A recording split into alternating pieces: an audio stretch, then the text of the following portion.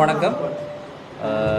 இன்று திருவள்ளூர் மாவட்டத்தில் ஜமாபந்தி என்ற வருவாய் தீர்வாயம் மாவட்டம் முழுவதும் துவங்கியுள்ளது. அதில் இன்று கும்மிடிப்பூண்டி வட்டத்தில் மாவட்ட ஆட்சியராக நான் இன்று இங்கு வருவாய் தீர்வாய அதிகாரியாக இன்று மாதர்பாக்கம் உள்வட்டத்திற்கான உள்ள அடங்கிய 8 வருவாய் கிராமங்களுக்கான வருவாய் தீர்வாயம் இன்று நடைபெற்றது.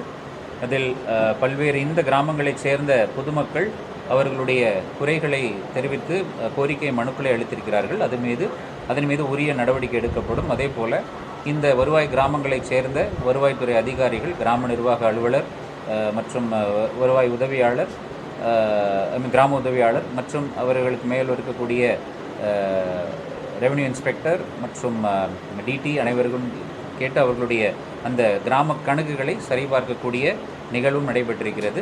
தொடர்ந்து இந்த நிகழ்வு 7 நாட்கள் நடைபெறும். கும்மிடிப்பூண்டி உள்வட்டத்தை பொறுத்தவரை மாவட்டம் முழுவதும் இந்த மாத இறுதிக்குள் இது முடிக்கப்படும். தொடர்ந்து இந்த வருவாய் தீர்வாயத்தில் வருவாய் கணக்குகள் சரிபார்க்கப்பட்டு வருவாய்த்துறை சம்பந்தப்பட்ட மக்கள் அளிக்கக்கூடிய கோரிக்கை மனுக்களுக்கான தீர்வு இந்த தீர்வாயம் முடிவரும் நாளில் முடிந்தவரை மேற்கொள்ளப்படும். சார், இப்போ கும்மிடிப்பூண்டி சுற்று வட்டார பகுதியில் பார்த்தீங்கன்னா தொழிற்சாலைகள் மிகுந்த பகுதி இருக்குது. குறிப்பாக பார்த்தீங்கன்னா எம்டிசி கம்பெனி, அதே போல் காமாட்சி கம்பெனின்ற 2 கம்பெனிகள் வந்து பொதுப்பணித்துறைக்கு சொந்தமான நிலத்தை வந்து ஆக்கிரமிச்சிருக்காங்க. கோர்ட்டில் கேஸ் போட்டு நீர்நிலை இடத்தை வந்து ஆக்கிரமிச்சிருக்காங்க. கோர்ட்டில் கேஸ் போட்டுருக்காங்க. அதை வந்து எடுக்கணும் கோர்ட்டு ஆணை பிறப்பிக்கிறத சொல்கிறாங்க.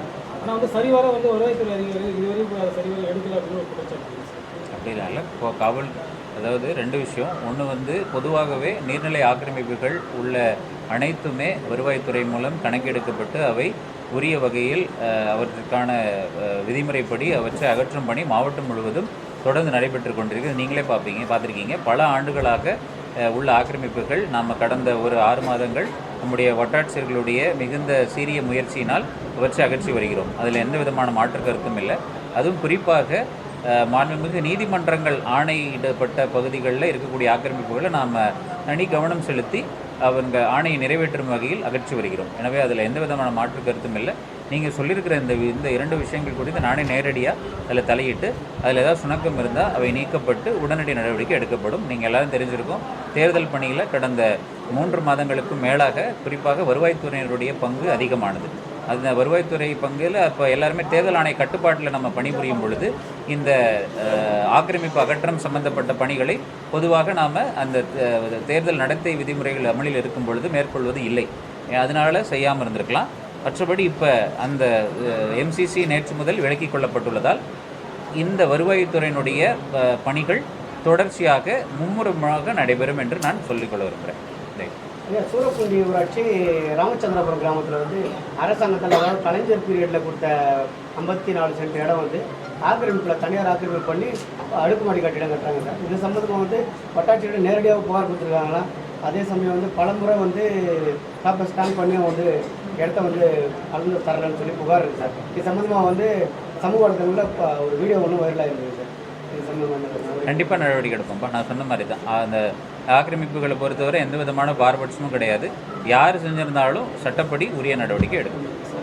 அதே போல் ஒரே ஒரு விஷயம் சார், அரசு அதிகாரிகளுக்குன்னு வழங்கப்பட்ட என்ன இருக்குது சார்? இதில் பப்ளிக்கோ இல்லை மீடியா பர்சனோ யார் ஃபோன் பண்ணாலும் எடுக்கிறது குற்றச்சாட்டு வருது சார். இதை மட்டும் கொஞ்சம்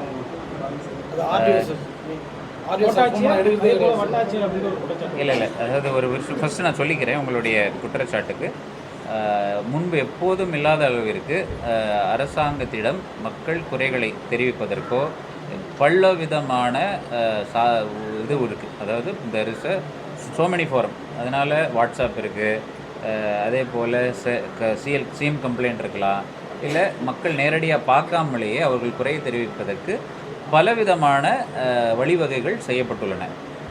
இந்த எண் என்பது முதல் அது ஒரு CUG number, closed user group number, அதாவது அஃபிஷியல் நம்பர்னாலும் அதனுடைய முதன்மை நோக்கம் என்ன அப்படின்னா அதிகாரிகளுக்குள் எப்படி ஹாட்லைன் இருக்குது அதுபோல் அதிகாரிகளுக்குள் அவர்கள் எந்த விதமான இதுவும் இல்லாமல் இப்போ ஒரு மேலதிகாரி கலெக்டர் இருக்கார், தாசில்தாருக்கு ஃபோன் பண்ணால் உடனடியே அந்த எண்ணை அவங்க எப்பயுமே வச்சுக்கணும், எந்த விதமான குழப்பம் இருக்கக்கூடாதுன்றது தான் அதனுடைய முதன்மை நோக்கம்.